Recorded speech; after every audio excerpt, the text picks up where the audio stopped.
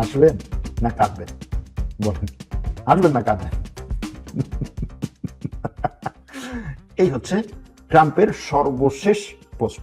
এই সামরিক অভিযানে ইরানের অস্ত্র এবং রাসায়নিক সক্ষমতার 85% ধ্বংস করে দিয়েছে, এটা ট্রাম্পের কথা। 130টারও বেশি বিমান প্রতিরক্ষা ব্যবস্থা ধ্বংস করে দেওয়া হয়েছে।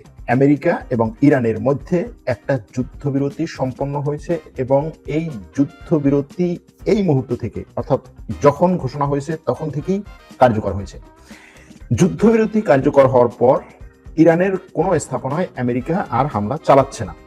ইরানও আমেরিকার সংশ্লিষ্ট কোনো স্থাপনায় হামলা চালাচ্ছে না। সব ধরনের হামলা বন্ধ রাখা হয়েছে। প্রথমে যুদ্ধবিরতির ঘোষণা দেন আমেরিকার প্রেসিডেন্ট। তার বক্তব্য, আমরা ইরানে বিজয় অর্জন করেছি। ইরান আমাদের 15 পয়েন্টের যে যুদ্ধবিরতির শর্তগুলো ছিল সবগুলো মেনে নিয়েছে। এরপরে ইরানের পক্ষ থেকে বক্তব্য আসে যে আমরা আমাদের যে 10টি শর্ত ছিল সেই 10টি শর্ত মেনে নিয়েছে আমেরিকা এবং আমরা যুদ্ধে বিজয় অর্জন করেছি, যুদ্ধবিরতিতে সম্মত হয়েছে।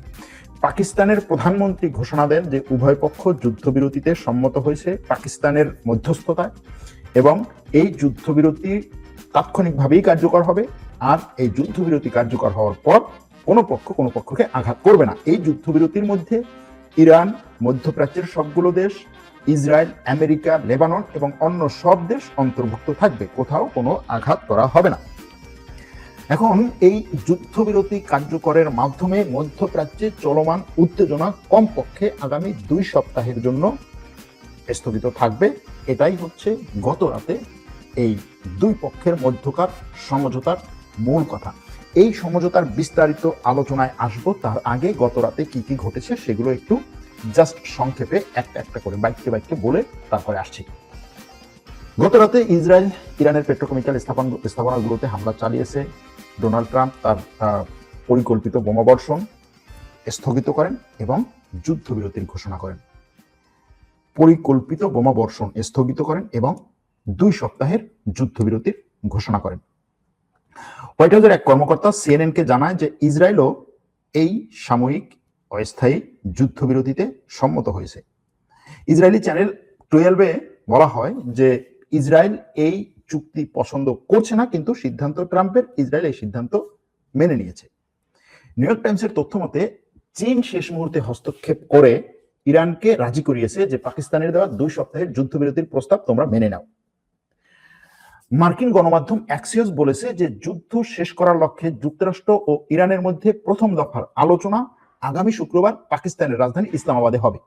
এই যে যুদ্ধবিরতির সিদ্ধান্ত আসছে আজকে বুধবার, বৃহস্পতি, শুক্রবার পাকিস্তানের রাজধানীতে আলোচনা শুরু হবে। ইসরায়েলি চ্যানেল 11-কে ইসরায়েলের একটা নিরাপত্তা সূত্র বলেছে যে ট্রাম্পের সিদ্ধান্তে আমরা বিস্মিত।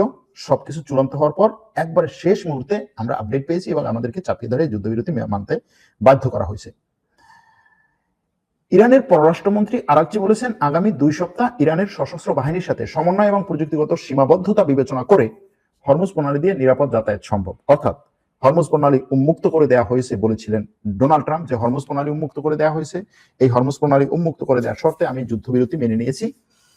ইরান বলছে যে আগামী 2 সপ্তাহ হরমুজ প্রণালী খোলা থাকবে। কিভাবে?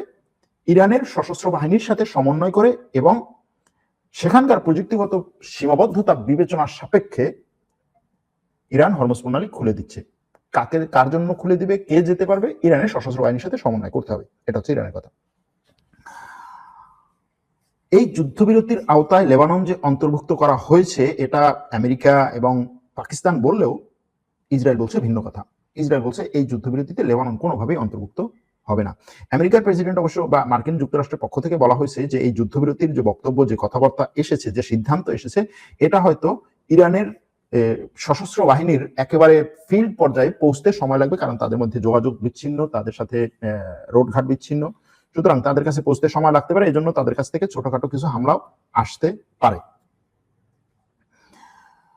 ওদিকে আমেরিকার প্রতিরক্ষা মন্ত্রী আজকে আমেরিকার সময়, মানে আজকে বলতে আগামীকাল অর্থাৎ বুধবার, আমেরিকাতে তো এখন এখন মঙ্গলবার সকাল 8টায়, আমেরিকার সময় সকাল 8টা মানে হচ্ছে বাংলাদেশে ধরেন বিকেল, বাংলাদেশের বিকেল 6টা বিকেল 6টার দিকে আমেরিকার প্রতিরক্ষা মন্ত্রী লাইভ ব্রিফিং করবেন।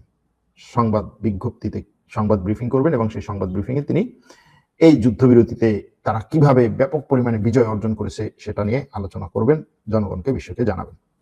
এখন আসি আমাদের আসল কথায়। এই যুদ্ধবিরতিতে কে জিতলো, কে হারলো, কতদিন চলবে, এরপরে কি হবে, এটাই তো আমাদের আজকের আলোচনা, তাই না? যারা আমাদের সাথে এই মুহূর্তে যোগ দিয়েছেন তাদের জন্য আবারও বলছি, আমেরিকা, ইরান এবং ইসরায়েলের মধ্যে একটা যুদ্ধবিরতি সম্পন্ন হয়েছে। পাকিস্তানের মধ্যস্থতায় এই যুদ্ধবিরতিতে 3 পক্ষই সম্মত হয়েছে এবং যুদ্ধবিরতি চলবে আগামী 10 দিন। এই 10 দিনের মধ্যে তারা আলোচনা করবে একটা স্থায়ী যুদ্ধবিরতি বা স্থায়ী শান্তি চুক্তির জন্য। এই স্থায়ী শান্তি চুক্তিতে আসতে যে 10 দিন, এই 10 দিনে কেউ একে অপরের উপরে কোনো আক্রমণ করবে না। আগামী 10 দিন একে অপরের উপরে আক্রমণ করবে না, ইরান হরমুজ প্রণালী উন্মুক্ত করে দেবে, এই শর্তে যুদ্ধবিরতি হয়েছে, কোথাও কোনো আক্রমণ চলবে না। কিন্তু ইসরায়েল অলরেডি বলে দিয়েছে লেবানন এই যুদ্ধবিরতির মধ্যে পড়বে না, আমরা আক্রমণ চালাবো। অথচ লেবাননের হিজবুল্লাহ, ইরাকে থাকা ইরানি প্রক্সি সংগঠন এবং অন্যান্য সব গোষ্ঠীগুলো বলেছে যে তারা এই যুদ্ধবিরতি মেনে নেবে।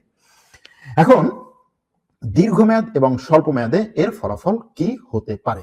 দেখুন, যুদ্ধবিরতির যে ঘোষণা এমন একটা সময় আসলো যখন ট্রাম্প ইরানের সভ্যতাকে ধ্বংস করে দেওয়ার হুমকি দিয়েছিলেন।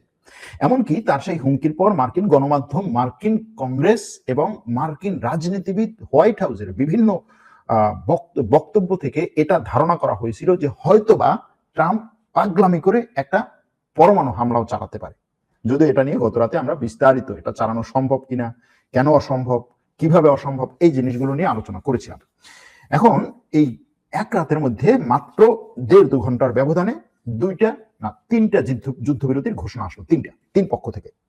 একটা হচ্ছে পাকিস্তানের পক্ষ থেকে যে মধ্যস্থতাকারী, আরেকটা হচ্ছে ডোনাল্ড ট্রাম্পের পক্ষ থেকে, আরেকটা হচ্ছে ইরানের পররাষ্ট্রমন্ত্রীর পক্ষ থেকে। পরবর্তীতে ইরানের পররাষ্ট্রমন্ত্রী যেই যুদ্ধবিরতির প্রস্তাবনা বা ঘোষণা শেয়ার করেছেন, ট্রাম্প আবার সেটাও শেয়ার করেছেন, মানে রিপোস্ট করেছেন।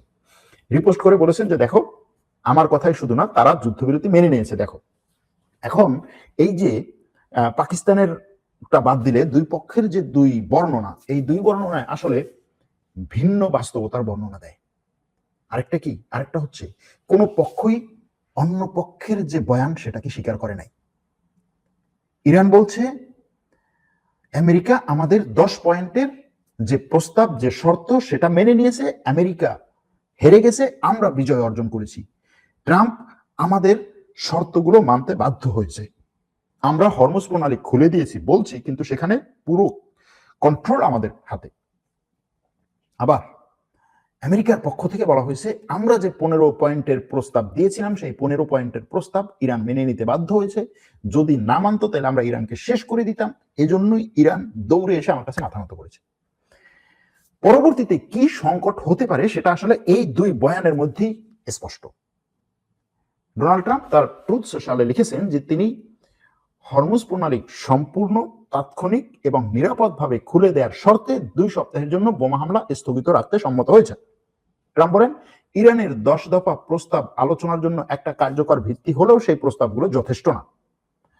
প্রেসিডেন্ট ট্রাম্পের অধীনে ইরান দশকের পর দশক ধরে চলা সন্ত্রাসবাদ আর চালাতে পারবে না, এটা বলছে হোয়াইট হাউস।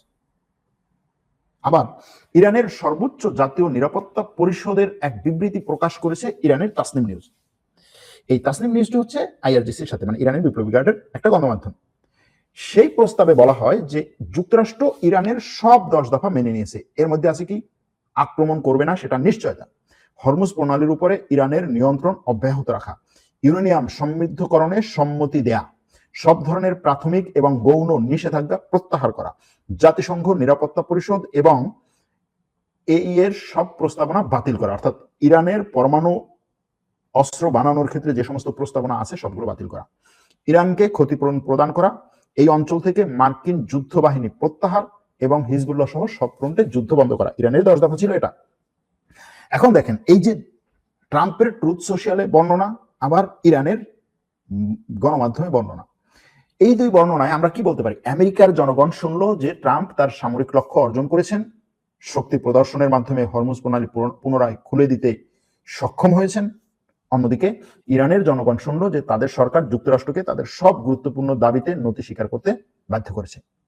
উভয় বর্ণনাই নিজ নিজ দেশের জনগণের কাছে প্রচার করা হয়েছে, যারা এগুলো বিশ্বাস করার জন্য প্রস্তুত ছিল, তাই না?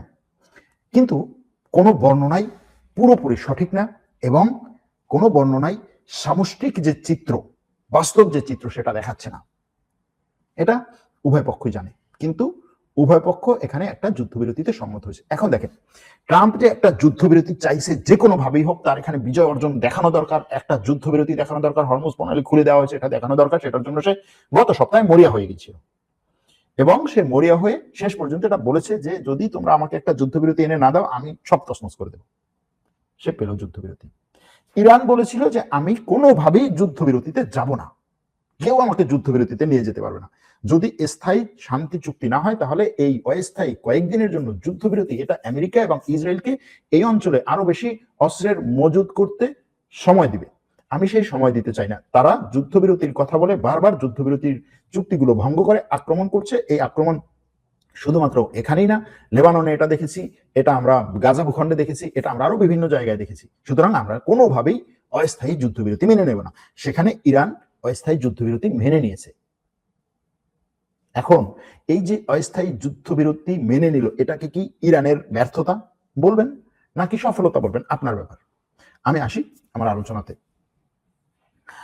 এখন এই যে 2 সপ্তাহের যুদ্ধবিরতির সময় হরমুজ প্রণালী দিয়ে যাওয়া জাহাজগুলোর কাছ থেকে ইরান এবং ওমান যৌথভাবে টোল আদায় করবে। ইরানের পার্লামেন্ট 31 মার্চ এই হরমুজ ব্যবস্থাপনা পরিকল্পনা এটাকে অনুমোদন দিয়েছে। এখানে বলা হয়েছে কি যে ওমানের সঙ্গে সমন্বয় করে একটা ফি নির্ধারণ করে সেই ফি প্রত্যেকটা জাহাজ থেকে নেওয়া হবে। এই টোল ব্যবস্থা একটা আইনগত পদক্ষেপ, ইরানের একটা আইনি পদক্ষেপ। এটা যুদ্ধবিরতির সাথে আসলে এটার সাথে সম্পর্ক নাই, কিন্তু যেটার সাথে সম্পর্ক সেটা হচ্ছে এই যুদ্ধ ইরানকে এরকম একটা সুযোগ এনে দিয়েছে। এবং ইরানের পক্ষ থেকে যে ঘোষণা যে যুদ্ধবিরতি চলাকালীন হরমুজ প্রণালী আমি উন্মুক্ত করে দিলাম, কোনো মাইন থাকবে না, কিছু থাকবে না, কিন্তু হরমুজ প্রণালী থেকে যাওয়া প্রত্যেকটা জাহাজের টোল দিতে হবে এবং কোন জাহাজ যাবে সেটা আমি নির্ধারণ করব। এখন সে যদি নির্ধারণ করতে যায় এবং কোনো জাহাজ যদি না যায়, সে যদি বলে যে না এই জাহাজটা যেতে পারবে না, কেন যেতে পারবে না?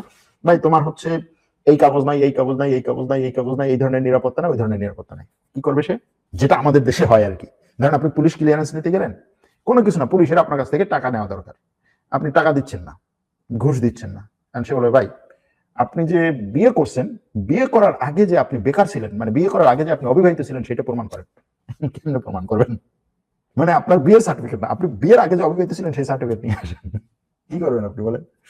এখন ইরান বলছে হরমুজ প্রণালী থেকে যুদ্ধ জাহাজগুলো যাওয়ার জন্য বিপ্লবী গার্ডের সাথে সমন্বয় করে তারপরে যেতে। এখন বিপ্লবী গার্ড বললো যে ভাই এইখান থেকে যে তুমি যুদ্ধ জাহাজ যে নিয়ে যাবা, তোমার এই জিনিসটাতে একটু সমস্যা আছে, এটা ঠিক করে আসো। অথবা বললো যে আমি এখানের নিরাপত্তার জন্য, যাতায়াতের সুবিধার জন্য দিনে 5টা জাহাজ যেতে পারবে, এর বেশি যেতে পারবে না, তুমি ওখানে বসে থাকো। এবং এর পরের গুলোকে হচ্ছে আমি সিরিয়াল দিয়ে তারপরে সিরিয়াল ধরে তারপরে হচ্ছে এখান থেকে যেতে দেবো, তো সিরিয়ালে তুমি একেবারে শেষে পড়ে গেছো। যাই হোক, এখন এই যে বিশ্ব যখন এই হরমুজ প্রণালী খোলার বিষয়টি উদযাপন করছে, তখন ইরান এই যুদ্ধবিরতিকে ব্যবহার করছে আন্তর্জাতিক নৌ পরিবহন ব্যবস্থা থেকে স্থায়ীভাবে রাজস্ব আহরণের একটা প্রাতিষ্ঠানিক রূপ দেওয়ার জন্য। ট্রাম্পের বর্ণনায় বা অবস্থানে, ট্রাম্প যে অবস্থানে আছে, ট্রাম্প যে বর্ণনা করছে সেই বর্ণনা ইরানের তুলনায় বাস্তবে শক্তিশালী। ট্রাম্পের কথা অনুযায়ী সে শক্তিশালী অবস্থানে আছে, এটা বাস্তব। কিরকম বাস্তব? এই সামরিক অভিযানে ইরানের অস্ত্র এবং রাসায়নিক সক্ষমতার 85% ধ্বংস করে দিয়েছে, এটা ট্রাম্পের কথা। 130টারও বেশি বিমান প্রতিরক্ষা ব্যবস্থা ধ্বংস করে দেওয়া হয়েছে। বিপ্লবী গার্ডের গোয়েন্দা প্রধান নিহত হয়েছে, খার দ্বীপে হামলা হয়েছে, পরিবহন নেটওয়ার্ক বিচ্ছিন্ন করা হয়েছে, ইরানের সামরিক কমান্ডকে ধ্বংস করা হয়েছে, ইরানের বহু বিজ্ঞানীকে হত্যা করা হয়েছে, ইরানের সর্বোচ্চ ধর্মীয় নেতা এবং তার পরিবারকে হত্যা করা হয়েছে। এবং ট্রাম্প গতকাল যেটা বলেছেন যে ইরানে আমরা একটা রেজিম চেঞ্জ করেছি এবং নতুন কিছু লোক এসেছে যারা আমাদের সাথে আলোচনা করতে বসতে চায়। এখন এই যে ধ্বংসগুলো ইরানে হয়েছে এটা অপরিবর্তনীয় বাস্তবতা। এই ধ্বংসগুলোকে 10 দিনের মধ্যে রিপ্লেসমেন্ট করা সম্ভব না। আপনি গোয়েন্দা প্রধানকে 10 দিনের মধ্যে জীবিত করে নিয়ে আসতে পারবেন না। আপনি এই যে সড়ক ব্যবস্থা ধ্বংস করা হয়েছে, 10 দিনের মধ্যে এই সড়ক ব্যবস্থা ঠিক করা সম্ভব না। যে পরিমাণ এয়ার ডিফেন্স সিস্টেম ধ্বংস করা হয়েছে সেগুলোকে 10 দিনের মধ্যে আবার নতুন করে বানানো সম্ভব না। হ্যাঁ, তাদের কাছে যে সমস্ত অস্ত্র অলরেডি আছে সেগুলোকে তারা পরবর্তীতে ব্যবহার করতে পারবে, কিন্তু আমেরিকার বর্ণনা অনুযায়ী এই যে 2 সপ্তাহে তারা এগুলো পুনর্গঠন করতে পারবে না, এবং আমেরিকার সামরিক যে সক্ষমতা, সেই সামরিক সক্ষমতার দিক থেকে এবং সামরিক সুপেরিয়রিটির দিক থেকে আমেরিকা এখনো পর্যন্ত সামরিক প্রাধান্য বিস্তার করছে। যুদ্ধবিরতি যদি ভেঙে যায় তাহলে আমেরিকার ভাইস প্রেসিডেন্ট তিনি গতকালকে হাঙ্গেরির রাজধানী বুদাপেস্টে বলেছিলেন যে যুদ্ধবিরতি আমরা চাই, আমরা এইভাবে যুদ্ধবিরতি চাই, যুদ্ধবিরতি যদি ভেঙে যায় তাহলে ইরানের উপরে আমরা আরো অনেক পদক্ষেপ আছে আমাদের কাছে, আমরা সেগুলো নেব, আরো অনেক অস্ত্র আছে, অনেক টুলস আছে, সেগুলো আমরা ব্যবহার করব। তো যদি যুদ্ধবিরতি ভেঙে যায় তাহলে সেগুলো তারা কার্যকর করতে পারে। আবার ইরানের অবস্থানও কিন্তু ট্রাম্প ইরানকে যেভাবে দেখেছে তার থেকে শক্তিশালী। কারণ কি? কারণ হচ্ছে টোল ব্যবস্থা ইতিমধ্যে কার্যকর করা হয়েছে এবং সেখানে সেটা চলছে। ওদিকে এই যে ভুতুরে নৌবহর, যেটার মাধ্যমে তেলের জাহাজ দিয়ে অন্য জাহাজে গোপনে তেল নেওয়া হয়, তেল বিক্রি হয়, সেটা কিন্তু চলছে, সেটা চলাচল করছে। আবার এই ইরান ভিত্তিক লেনদেনের যে একটা কথা বলা হচ্ছে, চীনের মুদ্রা ব্যবস্থা দিয়ে এই হরমুজ প্রণালী খুলে দিলে চীনের মুদ্রা ব্যবস্থা এবং চীনের মুদ্রা ব্যবস্থা, চীনের অর্থনৈতিক যে কি বলে মুদ্রা আদান প্রদানের সিস্টেম, সেই সিস্টেম ব্যবহার করার যে আলোচনা চলছে, সেখানে কিন্তু সেই আলোচনা থেকে এখনো পর্যন্ত ইরানকে সরিয়ে দেওয়া হয়নি, সরিয়ে দিতে পারেনি। এটা এই যুদ্ধবিরতির আলোচনার মধ্যে নাই। এখন এই 10 দফা প্রস্তাব গৃহীত হোক বা নাই হোক, ইরানের এই 10 দফা প্রস্তাব গৃহীত হোক বা নাই হোক, বিশ্বজুড়ে কিন্তু এটা স্পষ্ট করে ইরান প্রচার করে দিয়েছে যে এই 10 দফায় আমেরিকা রাজি হয়েছে। আবার দ্বিতীয় ধাপের আলোচনার জন্য ইরান যে এই দাবিগুলো নিয়ে আসছে, এই দাবিগুলো করেছে, আমেরিকা তার এই দাবিতে রাজি হয়েছে, এটা কিন্তু সে প্রচার করার মাধ্যমে কি হবে, দ্বিতীয় দফার যে আলোচনা, সেই আলোচনায় এসে যতগুলো দেশই এই আলোচনায় আসুক, সবগুলো দেশের সাথে তার এই 10 দফা নিয়েই কথা হবে। ভাই আমার 10 দফা তুমি মানো, এটার উপরই তো আলোচনা করা, এটার বিস্তারিত নিয়েই তো আলোচনা করার জন্য যুদ্ধবিরতি মানো। যেমন ধরেন ইরানের ইউরেনিয়াম সমৃদ্ধকরণের যে দাবি, সেটা এখন স্পষ্ট এবং অভ্যন্তরীণভাবে ইরানের দেশের মধ্যে এটা থেকে পিছপা হওয়ার আর সুযোগ নাই। ইরানের জনগণ, ইরানের রাজনৈতিকভাবে, ইরানের বিভিন্ন রাজনৈতিক অঙ্গ, তারা সবাই বলছে যে এখন আমাদের ইউরেনিয়ামের দিকে যেতেই হবে, এটার উপরে কোনো নিষেধাজ্ঞা আমরা মানব না। আবার ধরেন এই যে বিপ্লবী গার্ডের মোজাইক ডিফেন্স, যেটা যে আমি আমার ডিফেন্সটা উলম্বভাবে থাকবে না, অর্থাৎ এক জায়গা থেকে চেইন অফ কমান্ড হিয়ারার্কি থাকবে না, সবাই 31টা প্রদেশে যার যার মতো করে আক্রমণ চালাবা। 1 মাসে তারা দেখিয়েছে যে হ্যাঁ, 31টা প্রদেশ থেকে নিজস্বভাবে সিদ্ধান্ত নিয়ে একটা যুদ্ধ, একটা সুপার পাওয়ারের বিরুদ্ধে, একাধিক সুপার পাওয়ারের বিরুদ্ধে তারা লড়াই করছে।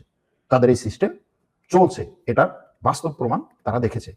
তো এই যে দীর্ঘমেয়াদী প্রতিরোধের জন্য 31টি প্রাদেশিক কমান্ড গঠন করে সেই কমান্ডগুলোকে দিয়ে তারা যেভাবে আক্রমণ চালাচ্ছে, সেই কমান্ডের বড় ধরনের কোনো ধ্বংস হয়নি, এই সিস্টেমের ধ্বংস করতে পারেনি।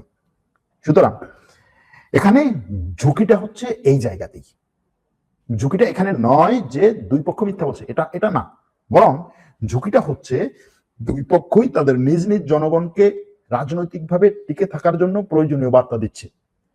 ট্রাম্প তার রাজনৈতিক ভবিষ্যৎকে নিশ্চিত করার জন্য যেরকম বার্তা দিয়েছে যে আমি যুদ্ধবিরতিতে একেবারে বিজয় হয়েছি, দেখো আমি গতকালকে বলেছিলাম যে ইরানের সভ্যতাকে ধ্বংস করে দেবো, তারা দৌড়ে এসে আমার কাছে মাথা নত করেছে। আর ইরানের কথা হচ্ছে দেখো আমি বলেছি আমি যুদ্ধবিরতিতে যাব না, কিন্তু আমার 10 পয়েন্ট না মানলে আমি সামনে আগাবো না। সুতরাং তারা আমার 10 পয়েন্ট নিয়ে আলোচনা করার জন্য সম্মত হয়েছে, আমি সামনে আগাচ্ছি। আর এই 10 পয়েন্ট মানা মানে হচ্ছে ইরান যুদ্ধে যতই ক্ষয়ক্ষতি হোক, এটা ইরানের জন্য বিশাল একটা বিজয়। এখন শুক্রবার যখন ইসলামাবাদে দ্বিতীয় ধাপের জন্য আলোচনা শুরু হবে, তখন দুই পক্ষ এমন দুইটা ভিন্ন ব্যাখ্যা এবং বয়ান নিয়ে টেবিলে বসবে যা একে অপরের সাথে সামঞ্জস্যপূর্ণ নয়। ঝুঁকিটা হচ্ছে এখানে। এই ব্যাখ্যাগুলো যখন মুখোমুখি হবে, তখন হয়তো এই যুদ্ধবিরতির জন্য এমন একটা সমঝোতায় রূপ নেবে এই যুদ্ধবিরতি, যেটা ক্যাম্প ডেভিড চুক্তির পর সর্বোচ্চ গুরুত্বপূর্ণ চুক্তি হিসাবে বিশ্বে আলোড়িত হবে, যদি সেই 10 দিনে একটা সত্যি ইরানের এই 10 দফা এবং আমেরিকার 15 দফার মধ্যস্থ কোনো একটা জায়গায় আসতে পারে। যেখানে কমপক্ষে ইরানের উপরে কোনো ধরনের আক্রমণ না করার প্রতিশ্রুতি দিবে আমেরিকা ইসরায়েল আর কোনোদিন, ইরানের উপর থেকে সব ধরনের নিষেধাজ্ঞা তুলে নেবে, ইরান হরমুজ প্রণালীকে উন্মুক্ত করে দিবে, কিন্তু সেখানে সে টোল আদায় করবে এবং ইরানের পরমাণু স্থাপনার উপরে বা পরমাণু সক্ষমতার উপরে হস্তক্ষেপ করবে না। ট্রাম্পের যে বক্তব্য, সেই বক্তব্যের মধ্যে ইউরেনিয়াম নিয়ে অন্য কোনো দেশে চলে যাবে সেরকম কিছু এখনো পর্যন্ত দেখা যায়নি। অর্থাৎ আমেরিকার বক্তব্যগুলো, যুদ্ধবিরতির পরবর্তী জিনিসগুলোতে আমেরিকার বক্তব্যে অনেকগুলো জিনিস স্পষ্ট না। কি কি জিনিস স্পষ্ট না? যে আসলে যুদ্ধবিরতি করেছে কোন কোন শর্তের উপরে। আমেরিকার কথা হচ্ছে আমরা ধ্বংস করে দিয়েছি, আমরা বিজয় অর্জন করেছি, যুদ্ধবিরতি করছি, হরমুজ প্রণালী মুক্ত করে দেওয়া হবে, আমি এই শর্তে যুদ্ধবিরতি করেছি। কিন্তু পরবর্তীতে ইউরেনিয়াম নিয়ে কি হবে, ইরানের সরকার ব্যবস্থা নিয়ে কি হবে, ইরানের মিসাইল সিস্টেমের যে সক্ষমতা সেটা নিয়ে কি হবে, ইরানের তেলের উপরে যে কন্ট্রোল বসানোর কথা ছিল সেটা নিয়ে কি হবে, ইরানের এই যে ইউরেনিয়াম গুলো অন্য দেশে নিয়ে যাওয়ার কথা ছিল সেটা নিয়ে কি হবে, ইউরেনিয়াম আমেরিকা একেবারে তুলে নিয়ে যাবে সেটা নিয়ে কি হবে। এই যে অনেকগুলো প্রশ্নের উত্তর এখনো নাই। কিন্তু এই যুদ্ধবিরতি যদি একটা স্থায়ী যুদ্ধবিরতিতে যায়, স্থায়ী শান্তি চুক্তিতে যায়, তাহলে এটা হবে এই অঞ্চলের জন্য ভবিষ্যৎ নতুন একটা ভবিষ্যতের ভিত্তিপ্রস্তর। আর যদি সেটা না যায়, তাহলে এই যুদ্ধ নতুনভাবে এমন এক সংঘাতে পরিণত হবে যা প্রথম 39 দিনের সংঘাতকেও তুলনামূলকভাবে ছাড়িয়ে যাবে।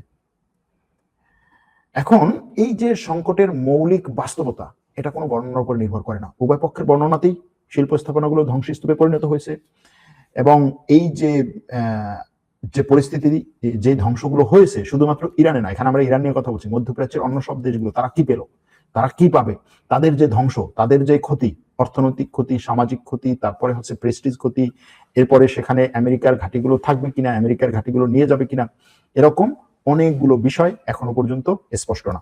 যারা এখন যোগ দিয়েছেন তাদের জন্য বলছি, আমেরিকা এবং ইরান একটা 10 দিনের যুদ্ধবিরতিতে সম্মত হয়েছে এবং এই 10 দিনের যুদ্ধবিরতির মধ্যে এরা আলোচনা করবে স্থায়ী যুদ্ধবিরতির জন্য কি কি ধরনের কার্যক্রম তারা চালাতে পারে, কি ধরনের পদক্ষেপ তারা নিতে পারে। আমেরিকার প্রেসিডেন্ট ট্রাম্প তার ট্রুথ সোশ্যালে পোস্ট করে বলেছেন যে বিশ্ব শান্তির জন্য আজ এক মহান দিন। ইরান শান্তি চায়, তারা যুদ্ধে ক্লান্ত হয়ে পড়েছে, ঠিক একইভাবে অন্য সবাইও শান্তি চায়। হরমুজ প্রণালীতে জাহাজের যে জট তৈরি হয়েছে তার নিরসনে আমেরিকা এখন সাহায্য করবে। সামনে অনেক ইতিবাচক কাজ হতে যাচ্ছে, প্রচুর অর্থ উপার্জিত হবে। এই অর্থে আমেরিকার জনগণ হচ্ছে বিছানায় শুয়ে শুয়ে খেতে পারবে। ইরান এখন তাদের, এই কথাটা অবশ্য বলে নাই, ইরান এখন তাদের পুনর্গঠন প্রক্রিয়া শুরু করতে পারে। সবকিছু যাতে ঠিকঠাক মতো চলে তা নিশ্চিত করতে আমরা সব ধরনের রসদ নিয়ে সেখানে আশেপাশে অবস্থান করব। আমার পূর্ণ বিশ্বাস যে সবকিছু ভালোভাবেই সম্পন্ন হবে।